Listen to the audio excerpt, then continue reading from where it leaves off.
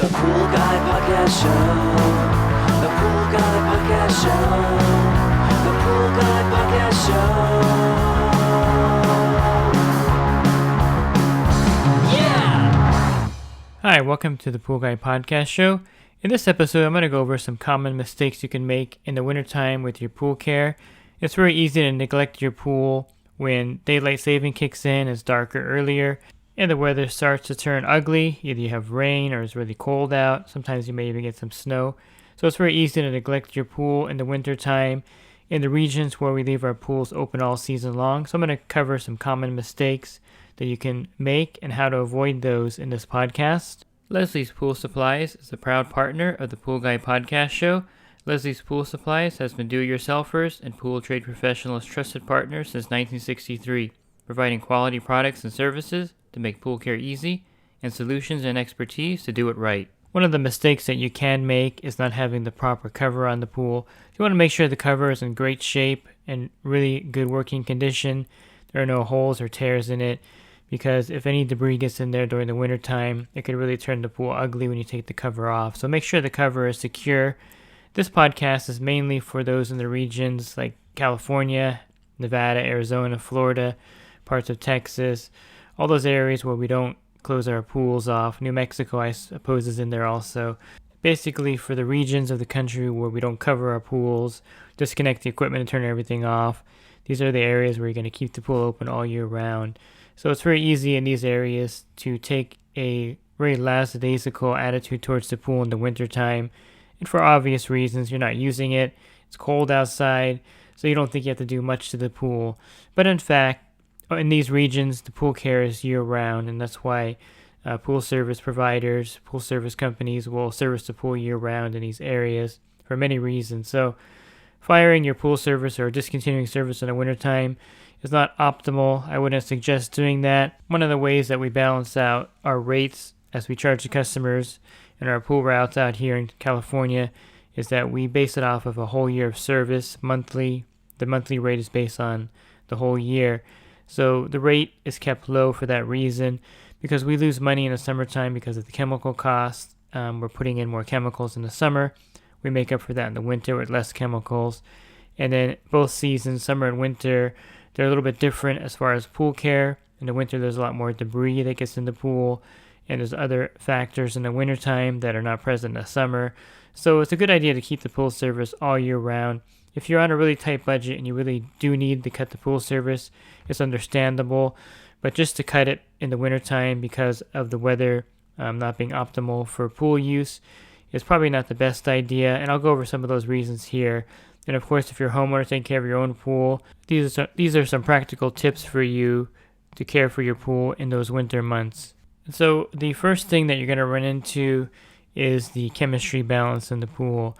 Yes, the pool is going to require a lot less chlorine because the water temperature is cold, but don't neglect checking the chlorine level even if you're not using it. Just keep an eye on the chlorine level in the pool, because the organic debris, the leaves that get in there, can actually stain the plaster if the chlorine level is too low in your pool in the wintertime. So keep that in mind. You want to keep a good chlorine level in your pool. You don't have to keep it at 5 or 10 parts per million. But if you keep it at, 2 or 3 parts per million, that's fine. And also be aware that if you have an attached spa to the pool and you're going to be using it in the wintertime, you want to definitely make sure that the pool water is safe to use and use in your spa. Since it shares the same water as your pool, if you let your pool zero out in chlorine level in the wintertime and then go to use your spa, you're going to be using your spa with no chlorine in there. So keep that in mind also if you have an attached spa with your pool, that the chlorine level is pretty critical, especially if you're going to use your attached spa during the winter time. Also, the pH is really important in the wintertime for cold water. In most regions, we'll use the LSI, saturation index. This will tell you if the pool is scale forming or corrosive. So if you're not keeping an eye on the pH in the cold water, scale will form actually a lot faster in that water temperature with the LSI chart or formula. You can find it online on different apps that will help you calculate it for your pool. But rest assured that in the wintertime, you're going to have to add acids to the pool to control the pH, just as you would do in the summertime. So you just can't stop adding acid to your pool in the winter just because it's cold outside or if it's raining outside. Those are not good reasons. And of course, if you stop pool service in the wintertime, no one's gonna be adding anything to your pool unless you're taking care of it yourself. So make sure that you add the muriatic acid or the dry acid to your pool to keep the pH and alkalinity in range in your pool in the wintertime. It's also a great time to treat the scale in your pool in the wintertime. So you can use a product like Care ScaleTec to treat any scale that's on the pool. And if you're a little more aggressive with the pH and alkalinity, keeping it in balance and using a product like the ScaleTec in your pool, you can really help with the scaling on the surface of the pool. Not so much as the scaling on the tile of the pool. That's probably another story in itself. But as far as like the pool surface, if you notice scaling on it, in the wintertime it's a great time to attack that scale and get it under control. And so the bottom line, in the wintertime, you're going to have to check the chlorine level as well as the pH and alkalinity in your pool and make sure you keep that in balance all season long. Again, just because the water is cold doesn't mean you can neglect the chemistry of the water. So keep an eye on that with your pool. Another thing that happens in the wintertime if you don't have a service is that you'll leave debris in the pool. And I see this often on accounts in the wintertime where the homeowner's taking care of the pool. They're not going out there because the weather's cold. They get home maybe after it gets dark. And so a lot of debris will be sitting in the pool. And this has a potential to stain the surface of your pool depending on the amount of debris in there, how long you leave it in there for, especially dirt that would blow in there. Here in California, we have Santa Ana winds pretty much all fall through the winter.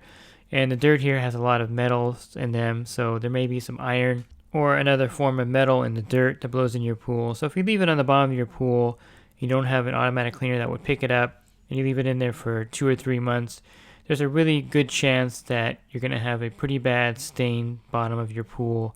You'll see a brown discoloration that won't come out unless you drain it and acid wash the pool.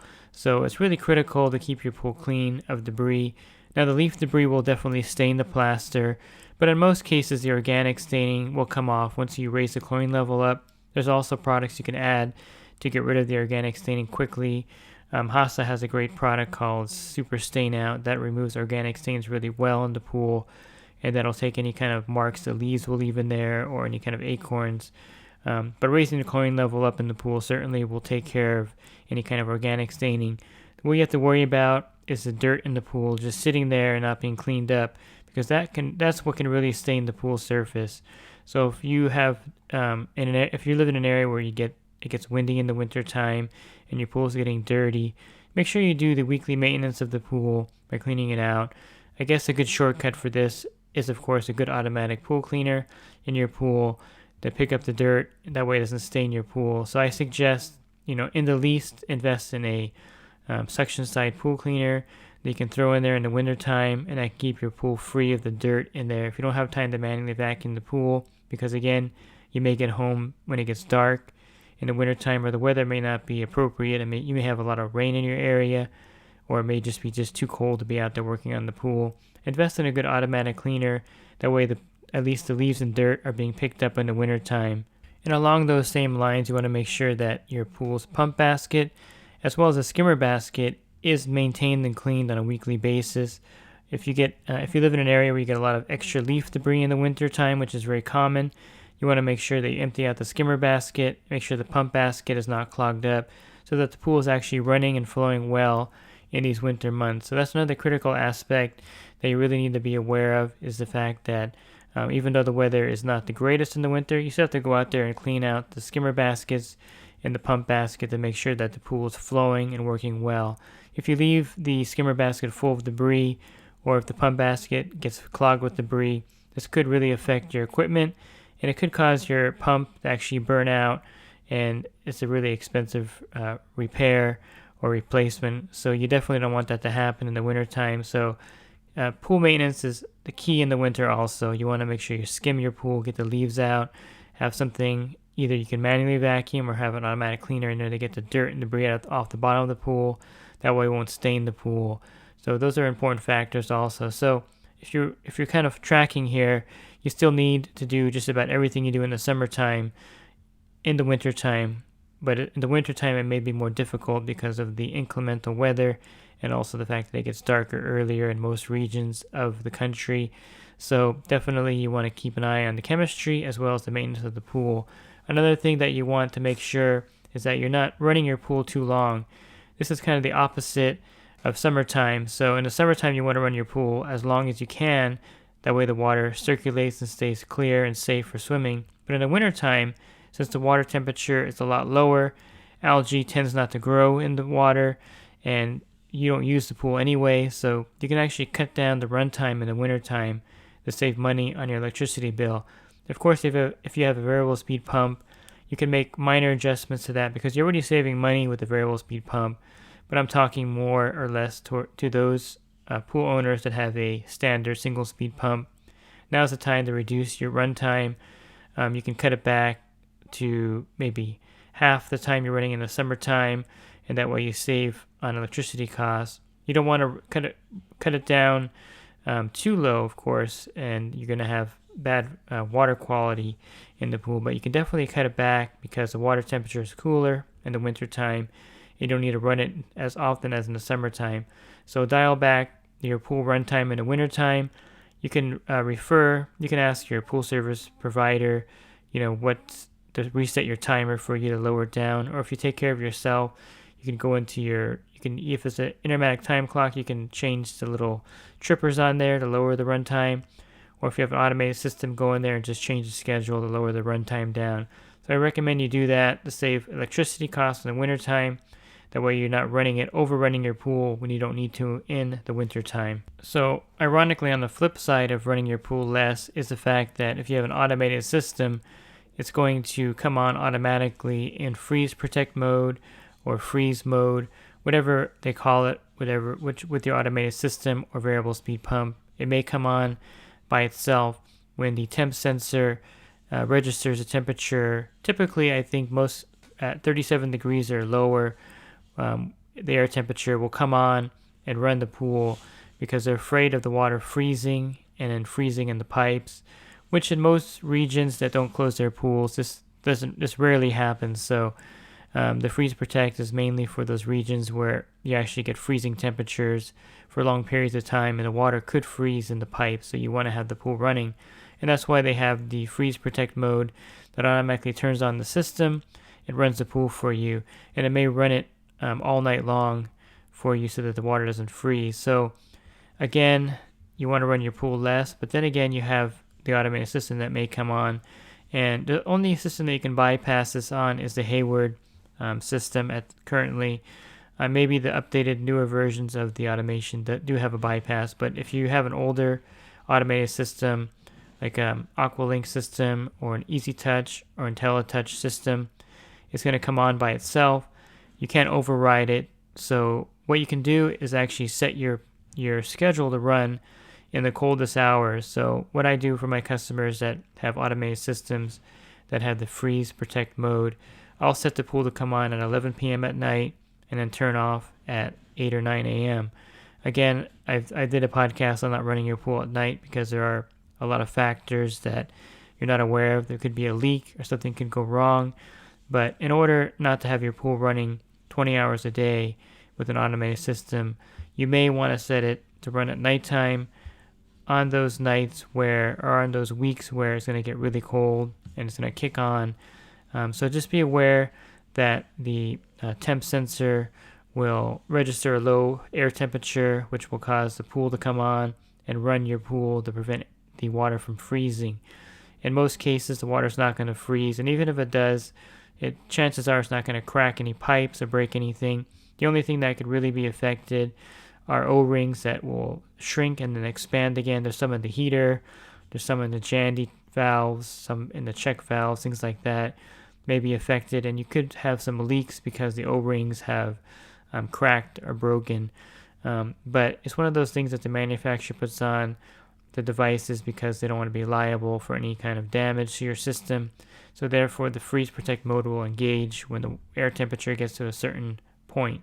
So the freeze protect mode is more of an irritant in most cases. For us pool service guys, we'll get calls all the time saying, hey, my pool is coming on at 1 in the morning and running all night at a higher speed. And You can actually lower down the freeze protect mode in some of the systems. I know in the Easy Touch you can actually lower down the RPM so that if it does come on at 1 in the morning, it's not going to come on at 3100 RPMs or 3400 RPMs. It'll come on at 1800 RPMs so that you're not waking up the customer who has the pump right outside their bedroom window. So just be aware if you have an automated system and your pool's coming on at midnight, 1 in the morning, it's probably because of the freeze protect mode. And again, to bypass that is difficult in most systems, but you can also do a workaround by running, setting your pool to run at nighttime at the coldest points during that time. And then once the air temperature warms up, go ahead and reset your system to run back during the daytime so you can keep an eye on everything. But that's just a little tip so that you're not running your pool all day long. Some people feel like they're using more electricity that way, and it's true you are. So if you want to, you can actually set it to run at nighttime when the freeze protect mode is more likely to kick on in your automated system. But for those who don't have an automated system, you can run your pool a lot less in the wintertime. Chances are you live in an area where it's not going to affect it. If you do feel like you may have a problem with the water freezing in your pool, maybe you have really, really low air temperatures out there and the water has the potential to freeze, then of course you want to run your pool for that 24-hour period so that the water that keeps circulating the water and it won't turn off. So if you do run into those situations where the pool water may freeze, definitely just kick your timer on and let it run for 24 hours until the weather warms up in that case. But in most of those regions, you're going to close your pool off anyway, and this won't be a problem. So of course, in those regions that get freezing cold temperatures where the pool water can freeze, you're more than likely already have your pool winterized at that time, so that's not really an issue here. Another thing that happens in my region is that we get a lot of rain. We've had this for the last couple of years. We went through a big drought for a while, but now we're getting a lot of rain, and so the pool may have a very high water level during or after the rainstorm. And if you have successive rainstorms one after the other, the pool water level can get so high that the water may even come out of the pool. So there are a few things you can do to correct this. Number one, you may have a hose spigot at your equipment area. You'll see it on top of the pump or right next to the pump. And this is designed so you can connect a garden hose to this particular device, or actually a hose spigot, bib, whatever you want to call it in your region. And then when the pump is running, put a garden hose there and just open that up and the water will drain out as the pump is running. So within an hour you can drain out a couple inches of water pretty quickly.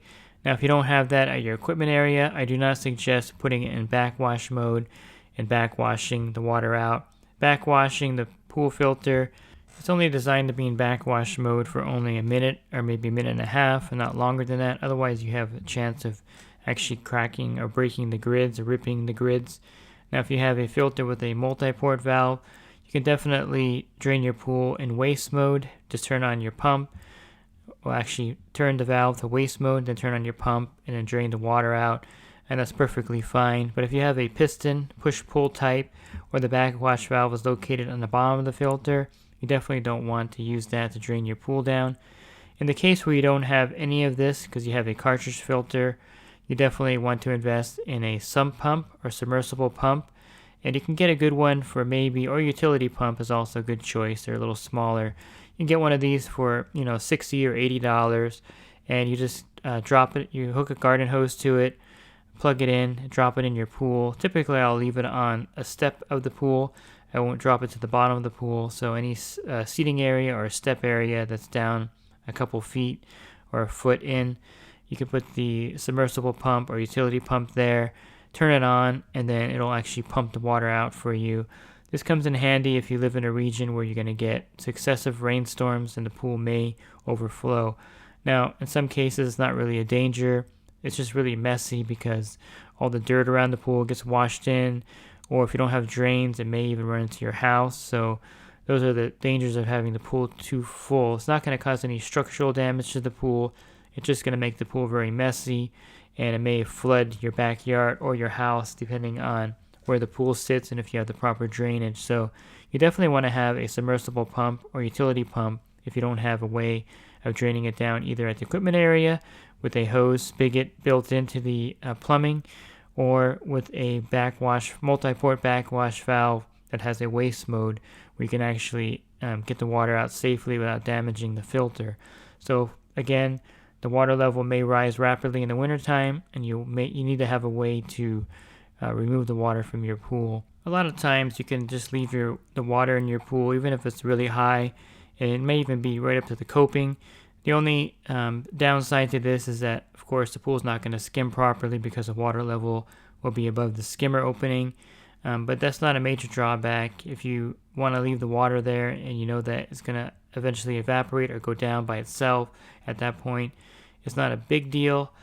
Just keep in mind that the pool won't skim properly because the water will be above the skimmer opening, and so you may not have the surface skimmed as well on top by leaving the water level high in your pool. So it's always a good idea to have some way to drain down the water so that even if it doesn't overflow your pool, you can drain it down to a point where the skimmer is actually working and picking up surface debris in the wintertime. And I'll close with one last mistake that a lot of people will make if they're first-time pool owners, or if they bought a house or are renting a house with a pool and they've never had a pool before. And this is heating the pool in the wintertime for a party or some event. And let's say that the water temperature is 55 or 60 degrees, and you want to heat it to 85 degrees. You're more than welcome to do that. It may take the whole day to do that, or a day and a half to do that. However, you're going to be getting a pretty big gas bill for that 1 or 2 days you have your heater running, heating the pool from the 50 degree range up to the 80 degree range. So keep that in mind in the wintertime, that it's not like the summertime where the pool is at 75 or 78 degrees, you want to raise it to 85. In the wintertime, if the pool is at 55 degrees and you want to raise it to 85, that's a 30 degree difference. And the pool heater is going to have to run for a very long time to heat that up. And if you want to maintain it for a few days, the air temperature is going to drop down the temperature, and the heater is going to kick on again very often, a lot more often than in the summertime. So expect a pretty large gas bill for heating your pool in the wintertime. Typically, you're looking at maybe $150 to $300, depending on how big your pool is and how long you have it running for that 2 or 3 day period. So I would not recommend heating your pool in the wintertime. I definitely would just heat up the spa if you have an attached spa, and just not use the pool in the wintertime, unless, of course, you really need to. If you're having an event or a party, just budget that in there. Budget $300 for the pool heater for those 2 or 3 days in your estimate for your party. Otherwise, you're going to be in for a big surprise if you try to heat your pool in the wintertime for a long period of time. So I hope you found those tips helpful for maintaining your pool in the wintertime. Of course, if you need more help with your pool care, check out my website, swimmingpoollearning.com. I have a lot of helpful links and web pages there. I also have an ebook available for $9.99 that you can order at swimmingpoollearning.com. And if you are in the pool service industry and you're looking for more help with your business, you're starting out, or if you just want to fine-tune things, you can definitely join my coaching program. And for $10 a month, you can text me. For $20 a month, you can call me. There's also a lot of other great benefits for being part of the coaching group. You can learn more about that at poolguycoaching.com. Thanks for listening to this podcast. Have a great rest of your week, and God bless. Leslie's Pool Supplies has been do-it-yourselfers and pool trade professionals' trusted partner since 1963, providing quality products and services to make pool care easy, and solutions and expertise to do it right.